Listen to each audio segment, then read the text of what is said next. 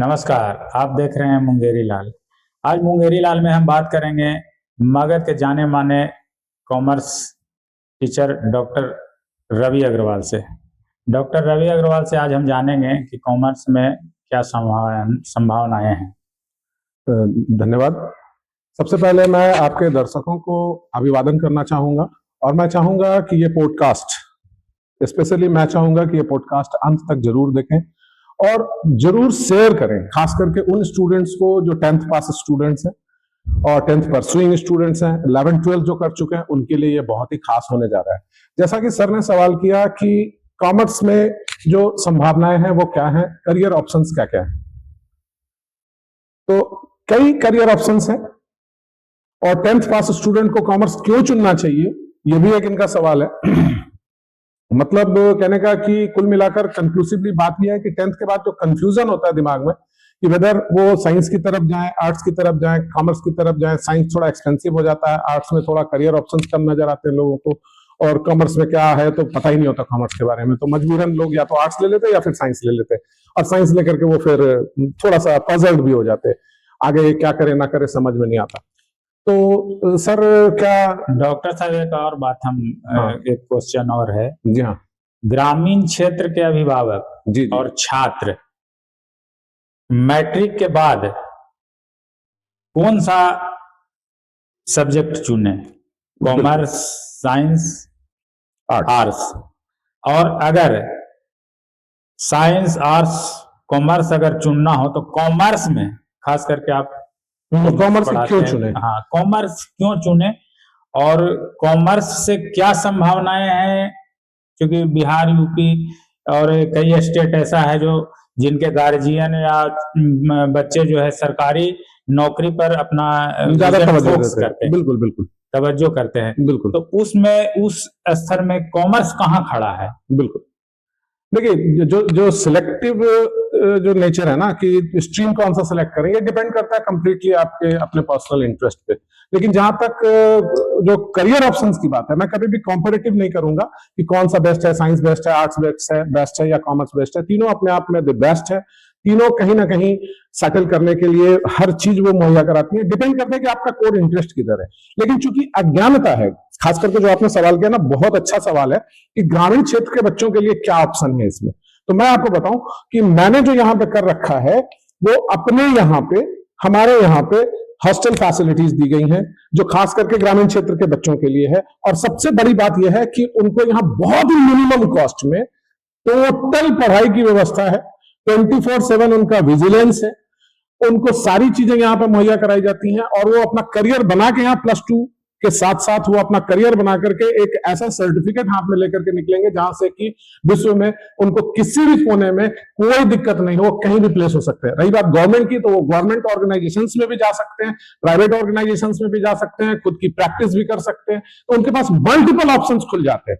और रही बात कॉस्टिंग की, तो कॉस्टिंग बहुत ही मिनिमम होता है और ये जानकारी की कमी होती है। जानकारी की कमी की वजह से बच्चे उस क्षेत्र में नहीं आ सकते। मैं लिंक दूंगा और आप वीडियोस जरूर देखेंगे हमारे चैनल को, मैं इस चैनल के माध्यम से अपने चैनल का लिंक दे दूंगा, उसमें आप इंटरव्यू देख सकते हैं कि जिसमें कुछ बच्चे ऐसे हैं जिन्होंने की क्वालिफाई करा, वो अपने आप को ऐसी डिग्री लेकर के हाथ में बैठ गए जो कि उनको साइनिंग अथॉरिटी प्रोवाइड करती है, और लाइफ लॉन्ग वो जीवन में कभी रिटायर नहीं करेंगे। गवर्नमेंट जॉब में तो आप रिटायर भी कर जाएंगे, लेकिन वो कभी रिटायर नहीं करेंगे, जब तक चाहेंगे तब तक वो प्रैक्टिस कर सकते हैं।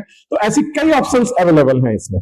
और रही बात की सर, जो आपने कहा ना कि ग्रामीण क्षेत्र के बच्चे, तो मेरे ख्याल से मैंने एक पहल की है अपने इस मगध प्रमंडल के क्षेत्र के बच्चों के लिए, और उससे भी दूर दराज के, हमारे यहाँ जो मगध से दूर दराज से भी जो बच्चे हैं वो आ रहे हैं। पटना और मोतिहारी जैसे जगहों से भी बच्चे हमारे यहाँ आते हैं, इमामगंज से, डुमरिया से, बेलागंज से, औरंगाबाद से, डोभी से, सिरघाटी से बच्चे हमारे यहाँ आते हैं, और वो ग्रामीण पृष्ठभूमि से ही होते हैं। और थोड़ा सा माइंड में कहीं कहीं पे ये भी आता है सर, आप इस चीज को जरूर नोटिस करते होंगे कि जो सीबीएसई बोर्ड के बच्चे हैं और बिहार बोर्ड के बच्चे हैं, दोनों के बीच में एक डिमार्केशन लाइन खींच दी जाती है। सीबीएसई बोर्ड वाले बच्चे अपने आप को बहुत स्ट्रांग समझते हैं और बिहार बोर्ड वाले बच्चे अपने आप को हीन भावना से ग्रसित मानते हैं। नहीं सर, ऐसा कुछ नहीं है। यहाँ पे जरूरत है, सीबीएसई बोर्ड हो या बिहार बोर्ड हो, दोनों को यहाँ पे एक एनालिटिकल ब्रेन की जरूरत होती है। और वो एनालिटिकल ब्रेन, मेरा मानना है, पर्सनल मेरी थिंकिंग है कि अपने 30 साल के करियर में मैंने ये देखा है कि ग्रामीण क्षेत्र के बच्चे ज्यादा कंपिटेंट हैं, उनके पास ज्यादा इंटेलेक्ट है, उनका आईक्यू लेवल उनसे ज्यादा है, उनके पास जो कॉन्फिडेंस लेवल है वो ज्यादा है, मेहनत करने की क्षमता ज्यादा है, डाइवर्सिफाइड सिचुएशन में अपने आप को सर्वाइव करा सकते हैं, क्रंच से क्रंच सिचुएशन को वो टैकल कर सकते हैं। इतना ही नहीं, उनके पास एक और बड़ी चीज है जो कि डिजायर है कॉमर्स फैटर्निटी में, वो है एनालिटिकल ब्रेन। इंग्लिश बोल लेना 4 लाइन बहुत बड़ी बात नहीं है, या बहुत अच्छे से स्टेज पर आकर के अपने आप को एक्सप्लोर कर देना ये बहुत बड़ी बात नहीं है, लेकिन जो एनालिटिकल ब्रेन का जो रिक्वायरमेंट है ना कॉमर्स फैकल्टी वाले बच्चों को, वो होता है ग्रामीण क्षेत्र के बच्चों में। मैंने उसकी भी लिंक आपको देनी है, ऐसे बच्चों का भी है जो कि मैं आपको लिंक शेयर करूंगा, सर आप जरूर शेयर करिएगा ताकि आपके व्यूअर्स उनको देख सके और मोटिवेट हो सके।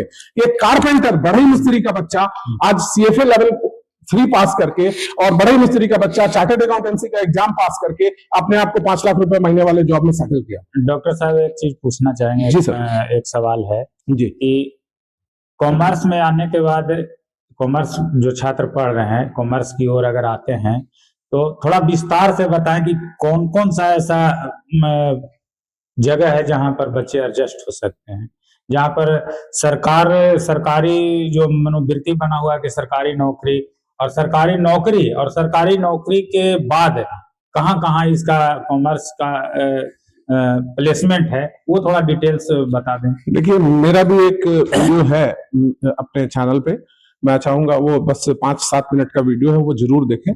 उसमें मैंने ये बताया है कि करियर, जॉब, नौकरी, बिल्कुल। तो कॉमर्स सब्जेक्ट लेने के बाद आपको ये पता चलेगा कि आप सिर्फ जॉब सीकर नहीं है, आप जॉब प्रोवाइडर भी बन जाते हैं। ये बहुत बड़ी चीज है दोस्तों।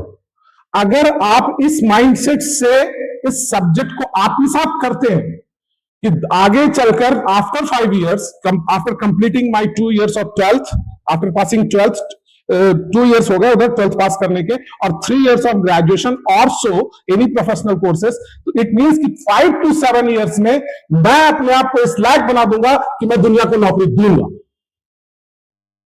फिर भी एक सवाल उठता है कि क्या है कि मिडिल क्लास के लोग ये चाहते हैं कि हमारा बच्चा तत्काल सेटल हो। बिल्कुल बिल्कुल तत्काल सेटल हो, उम्र का हिसाब, हाँ वो बिल्कुल इस तरह से लगता है। अगर कॉमर्स में बिल्कुल आपका तो सवाल सही है। कौन सा है वो भी मैं बता रहा हूँ। तुरंत वो नौकरी देने लायक बन भी नहीं जाएंगे, तुरंत बन भी नहीं जाएंगे, उनको पहले जॉब जाना होगा, उनको कॉर्पोरेट सेक्टर में उतरना होगा, उनको सीखना होगा, उनको रेवेन्यू कलेक्ट करना होगा, कैपिटल बेस बनाना होगा। रही बात की करियर कहाँ कहाँ है, तो ये मैं बताना चाहूंगा। देखिए होता क्या है ना कि आप इंजीनियरिंग कर रहे हैं, अब भाई नहीं हो सका तो सीधे टपाक से नीचे गिर गए, यानी कि आसमान से गिरे और कहीं नहीं अटके। जो 10 से 15 लाख बच्चे each and every year appear होते हैं, मैं उनकी बात नहीं करूंगा, मैं अपने कॉमर्स फैटर्निटी के बच्चों की बात करता हूं कि वो अगर कोई हायर एम्बिशन लेकर के चल रहे थे और उनका अगर नहीं हो पाता वो हायर एम्बिशन अचीव, तो वो बीच में भी बहुत सारी चीजें कर सकते हैं।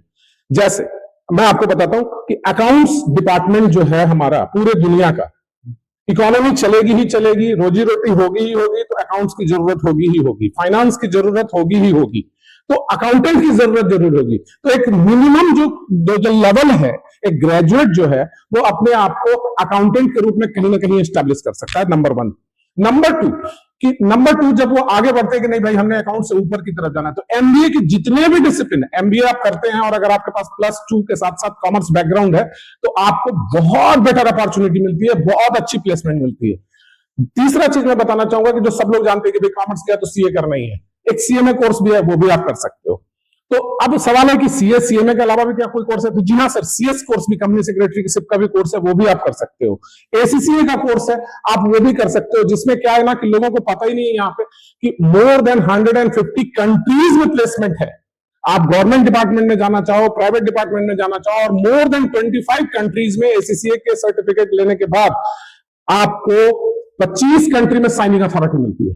तो ये बहुत बड़ी चीज है जो यहाँ के एजुकेटर्स को बताना चाहिए, जो खास करके जो कॉमर्स फैटर्निटी की तरफ जाने वाले जो बच्चे हैं, और जो ब्रिलियंट बच्चे हैं, जो ब्रिलियंट बच्चे, जैसे कि आपने कहा कि ब्रिलियंट बच्चे साइंस की तरफ मूव कर जाते हैं, अगर वो ब्रिलियंट बच्चे एसीसीए की तरफ मूव करें, सीएफए की तरफ मूव करें, तो वो मिरेकल्स कर सकते हैं सर, मिरेकल्स कर सकते हैं सर, और बहुत ही कम कॉस्ट में, कॉस्टिंग बहुत कम लगती है। सीए और सीएमए और सीएस थोड़ा विस्तार से छात्रों को बताएंगे कि सीए और सीएमए और सीएस, ये तीनों में सीए को सबसे टफ माना जाता है। नहीं, उसके ऐसा बाद कुछ नहीं है। I उसके don't बाद believe that. सीएमए और नहीं नहीं, तीनों तो एक इस वाले पर थोड़ा थोड़ा नहीं, ये एक मिथ है, ये एक मिथ है। लोग इसको वेटेज ज्यादा इसलिए दे दिए क्योंकि सीए ज्यादा पॉपुलर कोर्स हो गया। सीए ज्यादा पॉपुलर इसलिए हो गया कि सीए जुबान पे चढ़ गया, सोसाइटी में सीए आप देख रहे हैं, जरूरत आपको सीए की पड़ जा रही है, इसलिए वो ज्यादा पॉपुलर हो गया और कुछ नहीं है। अदरवाइज तीनों के करिकुलम की बात करी जाए, सीए सीएमएस सीएस की करिकुलम की बात की जाए, कोर्स ऑफ स्टडी की बात की जाए, तो ऑलमोस्ट सेम है। थोड़ा थोड़ा सा चेंज कर दे तो सीए और सीएमए को ऑलमोस्ट 100% सेम पढ़ना है, बल्कि सीएमए को तो ज्यादा पढ़ना है सर, सीए से कई गुना ज्यादा पढ़ना है। बहुत सारी चीजें, कंपनीज एक्ट पूरा पढ़ना है, डायरेक्ट टैक्स इनडायरेक्ट टैक्स, आपको ईच एंड एवरीथिंग, कॉस्टिंग, उसको सीए से ज्यादा पढ़ना है। ट्रेनिंग कम नहीं है सर। तो अब सीए का रोल क्या है? सीए का रोल है कि भैया आपके यहाँ ट्रांजेक्शन हो गया, अकाउंट हो गया, प्रॉफिट कमा लिए, तो आप ऑडिट कराएंगे, फाइनेंशियल ऑडिट होगा, टैक्स ऑडिट करेगा, वो स्टैट्यूटरी ऑडिट करेगा चार्टर्ड अकाउंटेंट। तो कॉस्ट ऑडिट के लिए कॉस्ट अकाउंटेंट बन गए। तो वहां कॉस्ट ऑडिट का जो रिक्वायरमेंट इंडिया में अभी जिस गैलोपिंग स्पीड से बढ़ रहा है, जिस तेजी से बढ़ रहा है, ये यहाँ के लोगों को पता ही नहीं है कि किस स्पीड से बढ़ रहा है और उनकी क्या सैलरी हो सकती है। हायर लेवल पे जितने भी आपको डिपार्टमेंट में कंपनीज के मिलेंगे, वो सब सीए में मिलेंगे। टॉप लेवल पे बैठे हुए जो लोग मिलेंगे, आपको सीए में ही मिलेंगे। जिसका पुराना नाम आईसीडब्ल्यूए था, लोग अभी जानते नहीं उसको। आईसीडब्ल्यूए पुराना नाम था, 2012 में इसका नाम चेंज हुआ। अब रही बात सीएस की, तो सीएस भी लगभग इक्विवेलेंट है। तो एक कंपनी को कंपनी सेक्रेटरी की जरूरत होती है, आम आदमी को कंपनी सेक्रेटरी की जरूरत नहीं होती है, इसलिए लोग सीएस को उतना पॉपुलर नहीं मानते, नहीं समझते। अदरवाइज तीनों प्राइवेट प्रैक्टिस कर सकते हैं, तीनों पार्टनर से फर्म बना सकते हैं। और ये भी बात आप जान लें कि अगर आप एलएलबी कर लेते, बीकॉम करने के बाद आप एलएलबी भी कर लेते, तो आपके पास करियर ऑप्शन खुल गए। आप टैक्स कंसल्टेंट बन सकते हैं, जरूरी नहीं है कि सीए ही करें, जरूरी नहीं है कि एमबीए ही करें। तो अभी आईसीएआई और institute of cost and management accountant of India और institute of company secretaries of India, तीनों ने ज्वाइंट नोटिफिकेशन जारी करके कहा कि तीनों पार्टनरशिप कर सकते हैं अलॉन्ग विद एडवोकेट। एक एडवोकेट जो एलएलबी की डिग्री लिया हुआ है, वो भी पार्टनर बन सकता है एक सीएससीएमए के साथ, और अपनी फर्म खोल सकता है और खुद का बिजनेस शुरू कर सकता है। ये दूसरे फैटर्निटी में देखने को नहीं मिलेगा दोस्तों, ये बहुत अच्छी चीज है। इसके अलावा सर मैं आपको एक चीज और बताना चाहूंगा कि जो बच्चे बीकॉम कर लिए, एमकॉम कर लिए, तो वो रजिस्टर्ड सेल्स टैक्स प्रैक्टिशनर जो पहले हुआ करता था, अभी जीएसटी प्रैक्टिशनर की वो सर्टिफिकेट ले सकते हैं। उनका एक नॉमिनल एग्जाम होता है, ज्वाइंट कमिश्नर का ऑफिस में जाके वो एप्लीकेशन देंगे। अपने जिले के ज्वाइंट कमिश्नर, जो असिस्टेंट कमिश्नर या ज्वाइंट कमिश्नर रैंक के जो अधिकारी होंगे इनडायरेक्ट टैक्स के, उनके ऑफिस में एप्लीकेशन देंगे। वो एक छोटा सा एग्जाम कंडक्ट करेंगे, एग्जाम पास करने के बाद आपको एक इंटरव्यू फेस करना होगा, उसके बाद वो सर्टिफिकेट जारी करेंगे। इन लोगों को नहीं पता है सर। जो एमकॉम है, जो बैठे हुए एमकॉम है, वो लोग कर सकते हैं ये काम, और वो अपनी ऑफिस खुद की खोल सकते हैं, और वो हजारों लाखों रुपए महीने में बैठ के खुद कमा सकते हैं। देखिए, किसी भी दुनिया की किसी भी गवर्नमेंट के लिए पॉसिबल नहीं है सर कि वो सबको नौकरी दे दे। तो जरूरत यह बन पड़ती है कि हम इस लायक अपने आप को बनाए कि ना सिर्फ हम नौकरी करने लायक हो, बल्कि दूसरों को नौकरी देने लायक बने। तो कॉमर्स फैटर्निटी में सबसे अच्छी बात यह है कि ना सिर्फ आप गवर्नमेंट में, प्राइवेट में नौकरी करने लायक बनते हैं, और इमीडिएट और प्रॉम्प्ट जॉब आपको मिलता है। ऐसा नहीं है +2 के बाद नहीं मिलेगा, लेकिन +2 के बाद अगर आप कोई सर्टिफिकेशन कोर्स कर लेते हैं, जैसे बैंकिंग का, इंश्योरेंस का, या फिर अकाउंटिंग का, तो आपको प्रॉम्प्ट बेसिस पे काम मिल जाता है। कंप्यूटर का जमाना है, टेक्नोलॉजी का जमाना है। आप एआई, चैट जीपीटी के साथ साथ अगर आप कर लेते हैं जो कुछ और अदर कोर्सेज होते हैं सॉफ्टवेयर के, वो आप सीख लेते हैं, तो आपको बैठे बिठाए काम मिल जाता है, घर में वर्क फ्रॉम होम मिल जाता है। ये तो रहा है, मतलब कि जब कॉमर्स फैकल्टी में आने के बाद सीए हो गया, सीएमए हो गया, सीएस हो गया। कुछ बच्चे ऐसे होते हैं कि सीए लेते हैं, कुछ सीएमए लेते हैं, कोई सीएस लेते हैं। अगर बच्चा उसमें सफलता हासिल नहीं करता है, बिल्कुल, और अपना समय सीए, सीएमए और सीएस की तैयारी में लगा देता है, उन बच्चों को आप क्या कहना चाहेंगे कि इसके बाद सीएमए का जैसे फाउंडेशन कोर्स हो गया, इंटरमीडिएट पास कर गया, फाइनल क्लिक नहीं हो पा रहा है, बिल्कुल, तो उस परिस्थिति में छात्र अपने आप को महसूस पजल्ड मानते हैं, बिल्कुल। तो उसमें आप क्या सजेशन उन छात्रों को देना चाहते हैं, और कहाँ इसके बाद कहाँ संभावनाएं हैं? बहुत बताता हूँ, बिल्कुल सही सवाल है सर। और ऐसी तादाद बच्चों की बहुत भारी तादाद है जो कि सीए कर रहे हैं, लेकिन उनसे फाइनल का एक भी ग्रुप क्लियर नहीं हो पा रहा है, या एक ग्रुप तो क्लियर हो गया है बट आगे नहीं हो पा रहा है, और वो क्विट करना चाहते हैं, आगे वो बढ़ना नहीं चाहते। तो ऐसे में दोनों संस्थाओं ने, institute of chartered accountants of India और institute of cost and management accountants of India ने प्रोविजन रखा है, ये भी जानकारी होना चाहिए हमारे व्यूअर्स को। वो प्रोविजन क्या रखा है कि अगर आप इंटरमीडिएट पास हो तो वहां से आपको क्विट करने पर वो एक सर्टिफिकेशन देंगे जिसके बेसिस पे आपको कॉर्पोरेट वर्ल्ड में आराम से काम मिल जाएगा और आप अपनी जीविका वहां से शुरू कर सकते हैं। दोनों के लिए ये है। अब रही बात कि नहीं हमें वो जॉब नहीं चाहिए, हमें आगे कंटिन्यू नहीं करना, या कंटिन्यू नहीं करना, हम कुछ और चीज में स्विच करना चाहते हैं, कोई दिक्कत नहीं है साहब। आप वहां से एमबीए प्रोग्राम की तरफ स्विच कर सकते हो, आप वहां से इंटरनेशनल कोर्सेज की तरफ स्विच कर सकते हो, जहां पर कि इंटरमीडिएट के बेसिस पे सीए इंटरमीडिएट जो पास होते हैं बच्चे, उनको कई पेपर में एग्जामिशंस मिल जाते हैं। तो अगर आप चाहें तो वहां से भी आप स्विच करके आप इंटरनेशनल कोर्सेज में भी मूव कर सकते हैं। फाइनेंस के बहुत सारे कोर्सेज हैं जिसमें कि आप वहां से लिंक करा सकते हैं अपने आप को, और आप दूसरी दिशा में आगे बढ़ सकते हैं। तो ऐसा नहीं है कि लाइफ वहीं पे खत्म हो जाती है, किसी एग्जाम को पास करना है या ना करना, ऐसा नहीं है कि लाइफ वहीं पे एंड हो जाती है, नहीं सर, आगे भी बहुत कुछ है, वो जानकारी की जरूरत है। लेकिन बच्चे जो कि उसमें अपना समय, अपना कीमती समय चुका चुके होते हैं, समय उनके लिए बहुत बड़ा एसेट है, पैसा तो ज्यादा नहीं लगता बट समय बहुत कीमती लगता है, उनका बेसकीमती समय उसमें इन्वेस्ट होता है। तो अगर वो नहीं क्लिक कर पा रहे तो उसमें थोड़ा सा एक मंथन की जरूरत तो पहले है, और अगर सारे मंथन के बाद किसी एक्सपर्ट से ओपिनियन लेने की जरूरत है कि क्यों नहीं हो पा रहा, और उसके बाद भी लगता है कि नहीं हमें क्विट करना चाहिए, तो वो क्विट करें। लेकिन क्विट करने से पहले ये जरूर सोच लें कि जहां से आप क्विट कर रहे हैं वहां आपको क्या, वो ऑर्गेनाइजेशन आपको क्या लिंक दे रही है, वो लिंक का सर्टिफिकेट लेके ही क्विट करें। ये ऑप्शन है सर, और गवर्नमेंट में भी उसमें आपको वेटेज मिलेगा, इंटरमीडिएट पास के स्टूडेंट को भी वेटेज मिलता है।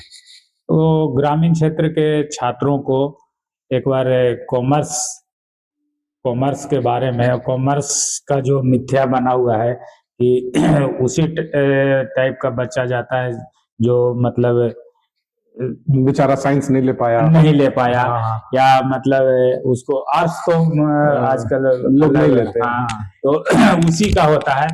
इस पर थोड़ा कहें कि कॉमर्स बच्चा को लेना चाहिए और क्यों लेना चाहिए, ये डिटेल्स में थोड़ा बता दिया जाए। लेना चाहिए, क्योंकि मार्च में या फरवरी में बिहार बोर्ड का एग्जामिनेशन है, उसके बाद बच्चे कंफ्यूजन में रहते हैं, अपने आप को ये महसूस, अंक गणित लगाने में बैठे रहते हैं कि साइंस लूं कि आर्ट्स लूं कि कॉमर्स लूं। तो इस स्थिति में अगर बच्चा कॉमर्स की तरफ आता है तो कॉमर्स क्यों करना चाहिए, और जो मध्यम वर्गीय परिवार है उसमें जो तुरंत सेटल होने की बात आती है, उसमें उसको ये मार्गदर्शन दीजिए कि ग्रामीण क्षेत्र के बच्चे कॉमर्स में आए और अपना करियर बनाएं। बिल्कुल, देखिए मैंने ये रखा हुआ है, अपने यहाँ ही प्रोविजन है, हमारे यहाँ ही प्रोविजन है कि आप 10th पास करें, मेरे पास ज्वाइन करें।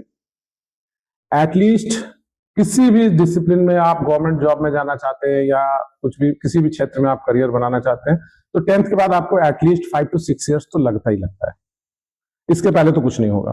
बिना ग्रेजुएशन के आप कोई सरकारी फॉर्म भी नहीं भर सकते। तो जितने दिनों में बच्चे ग्रेजुएशन करते हैं उतने दिनों में मैं उनको प्रोफेशनल कोर्सेज के लिए परस्यू करा के प्रिपेयर करा देता हूं, और साथ ही साथ उनको ग्रेजुएशन की भी डिग्री मिलती है, +2 प्लस ग्रेजुएशन, और ग्रेजुएशन होते होते तक उनका कोई ना कोई प्रोफेशनल डिग्री।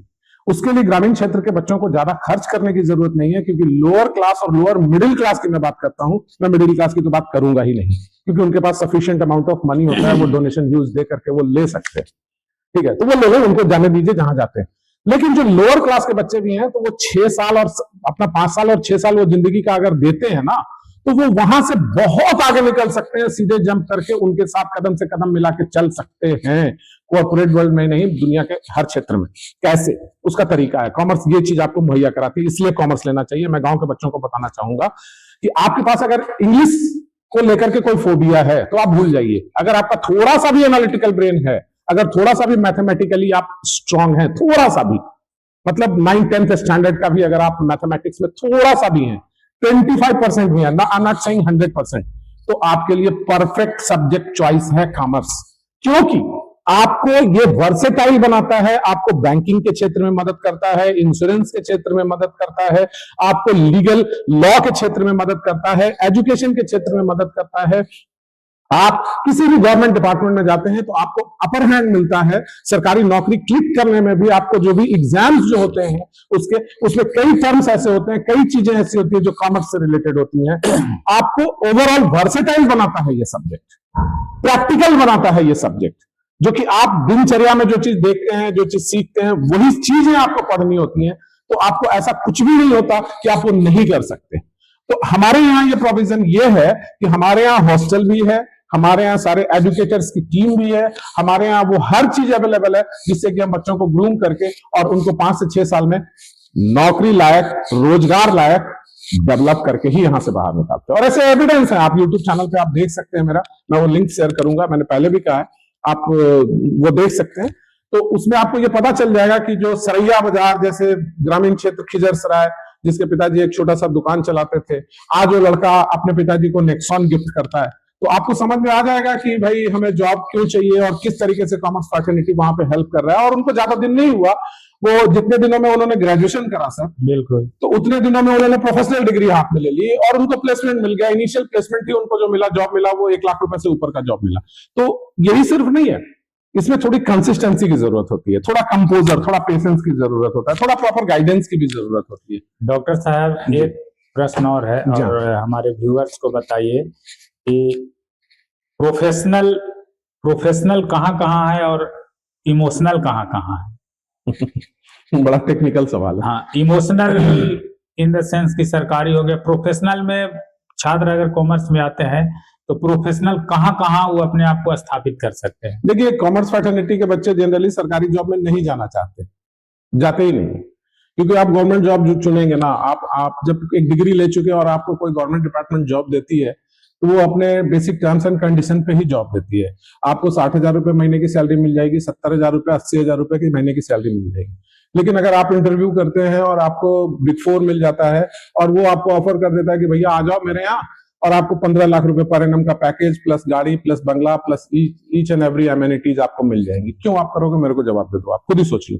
और ऐसा नहीं है कि आपको वहां से निकाल दिया गया। भाई लोग ये कह सकते हैं कि हम तो सरकारी में है, हमको तो कोई निकालेगा नहीं। तो एक जो माइंडसेट है ना सरकारी कि भाई हम परमानेंट, अरे भाई आपके पास जो डिग्री है ना वो परमानेंट है, आप कभी रिटायर नहीं करेंगे, सरकार तो रिटायर भी कर देगी, आप कभी रिटायर नहीं करेंगे। और सबसे बड़ी चीज यह है कि आपके पास जो साइनिंग अथॉरिटी आई है, आप अगर वहां 1.5 लाख महीने का जॉब कर रहे थे तो दूसरी जगह जब भी आप जाएंगे ना तो 2 लाख पे जाएंगे या 1,60,000 पे जाएंगे, 1,40 पे आप नहीं जाएंगे दूसरी जगह, और वो आप मर्जी से चुनेंगे। ये इंपॉर्टेंट पॉइंट ये है, आप खुद का खोल सकते हैं फर्म, ये इंपॉर्टेंट पॉइंट है।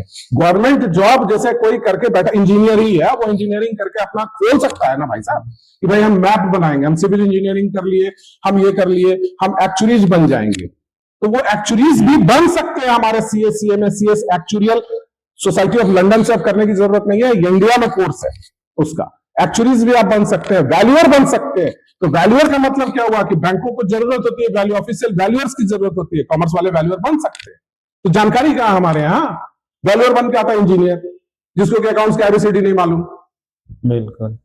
तो जब हमारा अकाउंट्स डिपार्टमेंट वाला अगर वैल्यूअर बनता है तो वो सही वैल्यूएशन करेगा, वो इंजीनियर सही वैल्यूएशन करेगा। आप खुद तय कर लीजिए, एक चार्टर्ड अकाउंटेंट वैल्यूएशन सही करेगा किसी फॉर्म, इंडस्ट्री, बिजनेस का, या एक इंजीनियर सही वैल्यू लगाएगा। क्लियर सी बात है। तो वैल्यूअर का ऑप्शन है। और आप बैंक में, एक बैंक नहीं, आपका जो क्लाइंट होगा ना, वो वैरायटी ऑफ बैंक्स आपके क्लाइंट होंगे।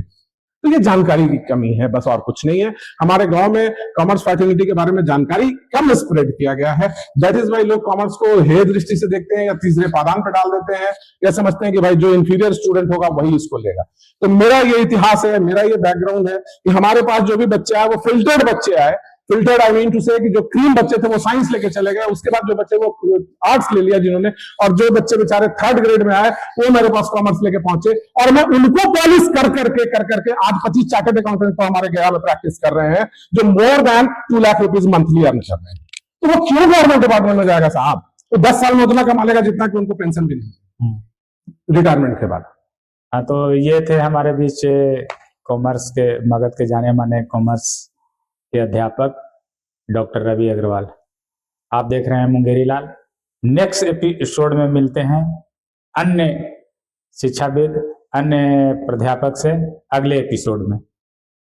बहुत बहुत धन्यवाद।